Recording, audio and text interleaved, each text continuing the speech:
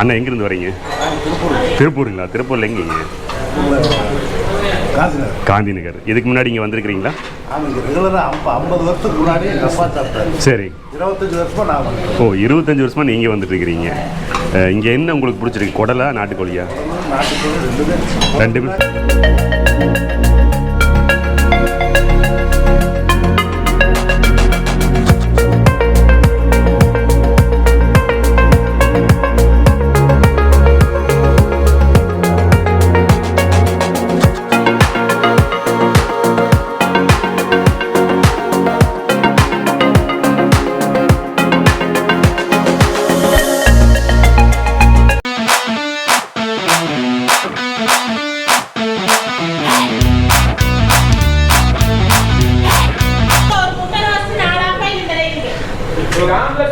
பாருங்க, நிறைய பேர் சாப்பிட்டு இருக்கிறாங்க. நல்ல க்ரௌடாக இருக்குது. அண்ணன் பார்த்தீங்கன்னா நம்ம நண்பர் ஆகிட்டாரு.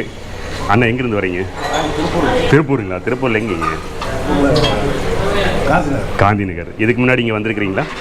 ரெகுலராக 50 வருஷத்துக்கு முன்னாடி எங்கள் அப்பா சாப்பிட்டாரு. சரி. 25 வருஷமாக நான் வந்து. ஓ, 25 வருஷமாக நீங்கள் வந்துட்டு இருக்கிறீங்க. இங்கே என்ன உங்களுக்கு பிடிச்சிருக்கு? குடலா நாட்டுக்கோழியா?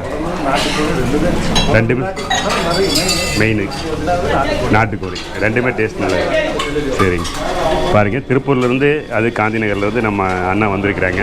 இவங்கெல்லாம் கிட்டத்தட்ட 50 வருஷத்துக்கு முன்னாடி அவங்க அப்பா வந்துட்டு இருந்தாராம்மா. அதுக்கப்புறம் பார்த்தீங்கன்னா 25 வருஷமாக நம்ம அண்ணா வந்துட்டுருக்கிறாரு. அவ்வளவு ஒரு டேஸ்டியான ஒரு நல்ல கடை. இங்கே சாப்பிட்டதுக்கப்புறம் உங்களுக்கு எப்படி ஃபீல் ஆகுது? வீட்டில் சாப்பிட்ற மாதிரி இருக்கா? ஒரு ரெஸ்டாரண்ட் அந்த மாதிரி வயிறு தொந்தரவு அந்த மாதிரி அட்டகாசமாக இருக்குது. இந்த டேஸ்ட் பிடிச்சதுனால தாங்க எல்லாம் வர்றாங்க. வந்தவங்க எல்லாமே நாட்டுக்கோழி, குடல் குழம்பு எல்லாமே வாங்கி சாப்பிட்றாங்க. Hi, hello, welcome back to F&T Tamil. நான் உங்கள் சிவா. மார்னிங் பிரேக்ஃபாஸ்ட்டுக்கு நம்ம ரொம்பவே சூப்பரான ஒரு நான்வெஜ் கடைக்கு தாங்க வந்திருக்கிறோம். இட்லி, குடல் குழம்பு, நாட்டுக்கோழி வறுவல் இங்கே ரொம்ப ஃபேமஸுங்க. அவினாசி டு அன்னூர் ரோட்ல நம்பியாmpalayam அப்படிங்கிற ஊர்ல பஸ் ஸ்டாப்லேயே தாங்க இந்த பகவதி மெஸ் அமைஞ்சிருக்குது. ரொம்ப காலமா ஃபேமஸான ஒரு ஹோட்டல் இது. நம்ம பகவதி மெஸ் உள்ள போகலாம். நம்ம செங்கப்பள்ளி தலை வந்து இட்லியுமே குடல் குழம்பு வாங்கிக்கிறாரா? நீங்கள் வந்து அசோக் வந்து குடல் குழம்பு இட்லி தான். எப்படி இருக்குது இதில் இட்லி குடல் குழம்பு? சூப்பராக இருக்குது. அதுக்கேற்ற பகவதி மெஸ்ஸை தேடி வந்திருக்கு. காலையிலேயே நல்லா ரசுங்க. நம்ம தலைவர் நம்மளுக்கு ஒரு 4 பேர் இருக்கக்கூடிய ஒரு டேபிளை ரிசர்வ் பண்ணிட்டாரு.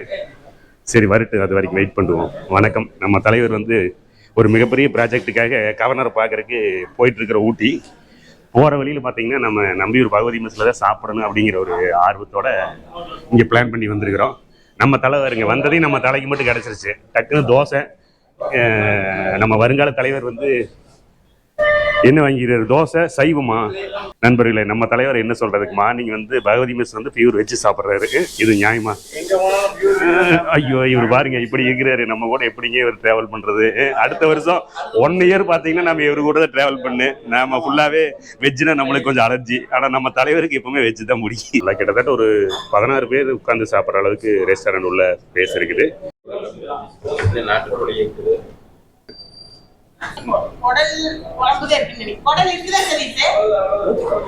அந்த குடல் இங்க வைங்க, அப்புறம் ஊத்திக்கலாம். நாட்டுக்கோழி 3 கொடுங்க. ஆனா கொடுங்க, என்னன்னு இருக்கிறத கொடுங்க. எல்லாத்துலயும் 1 கொடுங்க. நாட்டுக்கோழியும் கொடுங்கண்ணா. இந்த ஒரு இதெல்லாம் இருக்கு. ஆனா குடல் இருந்தாலும் கொடுங்க, நாட்டுக்கோழி இருந்தாலும். ஆனா சாப்பிட்றதுக்கு தான் எல்லாமே. நீங்க ஒரு குடல், ஒரு நாட்டுக்கோழி, இட்லி, ஒரு ரோஸ்ட், வேற என்ன ஐட்டம் இருக்கு எல்லாம் சாப்பிட்டுருவோம். எல்லாமே உங்களுக்கு. அண்ணா அண்ணா வைங்க, இன்னொன்று வைங்க. நாட்டுக்கோழி வைங்க.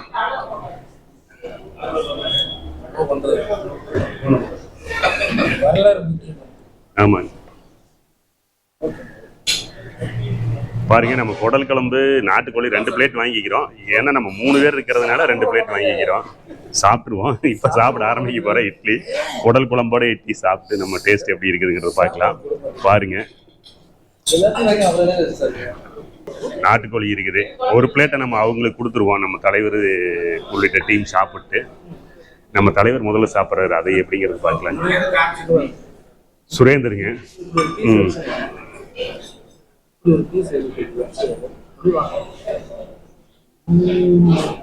என்ன டேஸ்ட் எப்படி இருக்குதுங்க?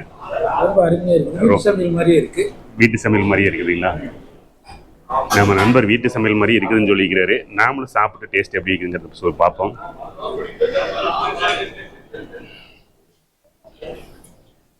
பாருங்க இப்படி ஒரு சூப்பரான ஃபைட்டு. குடல், இட்லி, நம்ம பச்சை மிளகாய் போட்டிருக்கிறேங்க. நம்ம வீட்டில் செஞ்சோம்னா என்ன டேஸ்ட்டில் இருக்குமோ அதே டேஸ்ட்டில் இருக்குது. இந்த இட்லி குடல் குழம்புக்காகத்தாங்க நம்ம அவனாசியிலேருந்து மார்னிங் பிரேக்ஃபாஸ்ட்டு முடிக்காமல் இப்போ மணி 9 o'clock ஆயிடுச்சு. நம்பியாம்பாளையம் பகவதி மிஸ் போகலாம் அப்படின்னு வந்திருக்கிறோம்.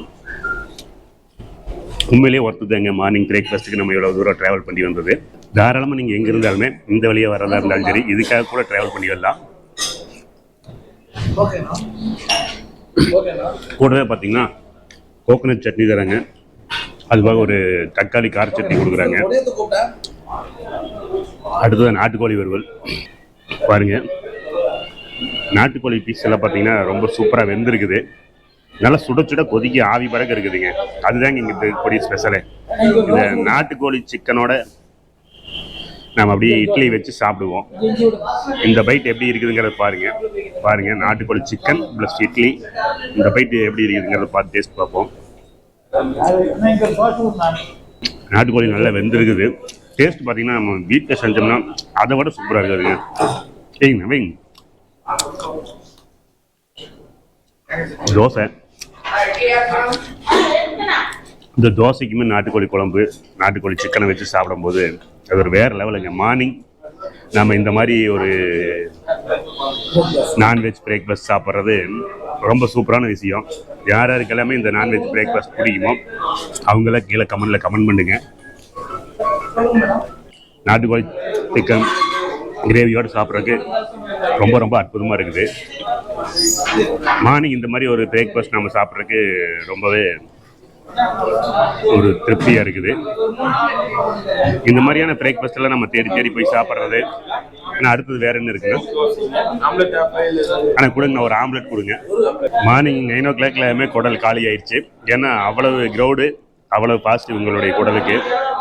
இப்போ பார்த்தீங்கன்னா நாட்டுக்கோழி மட்டும்தான் இருக்குது. எங்களுக்காக ஒரு குடல் கிடச்சிது வந்ததையுமே. ஆனால் மறுபடியும் ஒரு நாட்டுக்கோழி வாங்கிட்டோம்.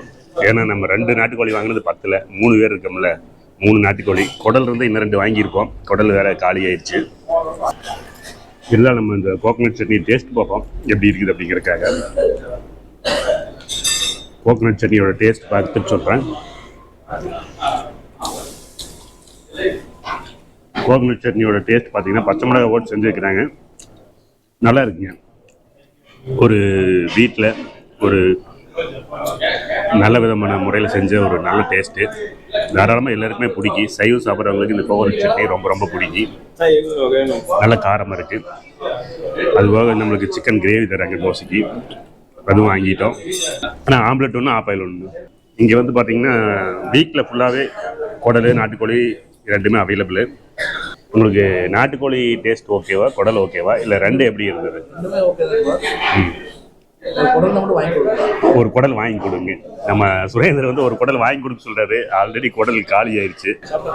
பாருங்க, நம்மளுக்கு முன்னாடி வந்து அந்த செங்கப்பள்ளி குடல் 2-3 குடல் வாங்கி சாப்பிட்டாங்க.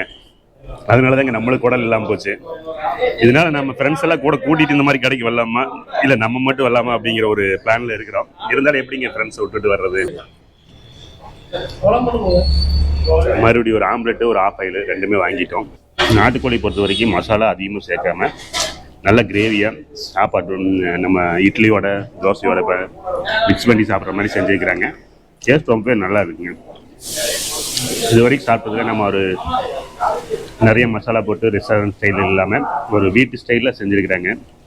அதனால தாங்க இவ்வளோ கிரௌடு வந்துட்டு இருக்குது. நாட்டுக்கோழியுமே பார்த்தீங்கன்னா நல்லா ஒரிஜினல் நாட்டுக்கோழி தான் போட்டிருக்காங்க. ஏன்னா எலும்பு அவ்வளோ ஹார்டாக இருக்குது. டேஸ்ட்டுமே நல்லா இருக்கிறதுனால. அது மட்டும் இல்லாமல் இந்த பகுதியை பார்த்தீங்கன்னா நம்பியாம்பாளையம், அன்னூர், சைடெல்லாம் பார்த்தீங்கன்னா பண்ண நாட்டுக்கோழிக்கு வாய்ப்பு இல்லை. அதிகமாக மேக்ஸிமம் பார்த்தீங்கன்னா ஒரிஜினல் நாட்டுக்கோழி தான் மிக்ஸ் பண்ணுவாங்க. கிரேவி கேட்டோம், கிரேவி கொடுத்துருக்காரு. கிரேவியோட டேஸ்ட் ரொம்ப நல்லா இருக்குதுங்க. இந்த இட்லி குடல் குழம்புக்கு இந்த நாட்டுக்கோழி கிரேவி ரொம்பவே சூப்பராக இருக்குது. இந்த இட்லியை மஸ்ட்டு வந்து குடல் குழம்போட ட்ரை பண்ணுங்க. அதுக்கப்புறமா நாட்டுக்கோழியோட ட்ரை பண்ணுங்க. ரெண்டுலேயுமே எது பெஸ்ட் அப்படிங்கிறத எனக்கு கீழே கமெண்ட் பண்ணுங்க. நீங்களும் இந்த மாதிரி ஒரு பிரேக்ஃபாஸ்ட் சாப்பிடணும் அப்படின்னா அவனாசியிலிருந்து அன்னூர் போனாலும் சரி, இல்லை ஊட்டி போனாலும் சரி, நம்பியாம்பாளையம் பஸ் ஸ்டாப்லேயே தாங்க இந்த பகுதி மிஸ் இருக்குது. நான் கீழே லொக்கேஷன் டேக் பண்ணுறேன். அதை பார்த்து நீங்கள் வந்து சாப்பிடலாம் தாராளமாக. Must try. இங்கே குடல் குழம்பு, நாட்டுக்கோழி குழம்பு ரெண்டுமே மஸ்ட் ட்ரை. தேங்க்யூ ஃப்ரெண்ட்ஸ், இந்த வீடியோவை இதுவரைக்கும் பார்த்ததுக்கு. மீண்டும் ஒரு சூப்பரான வீடியோவில் விரைவில் உங்களை சந்திக்கிறேன். நீங்க நம்ம சேனலுக்கு இதுவரைக்கும் சப்ஸ்கிரைப் பண்ணாம இருந்தா சப்ஸ்கிரைப் பண்ணிக்கங்க. அப்படியே பக்கத்தில் இருக்கிற பெல் பட்டனையும் தட்டி விட்டுக்குங்க.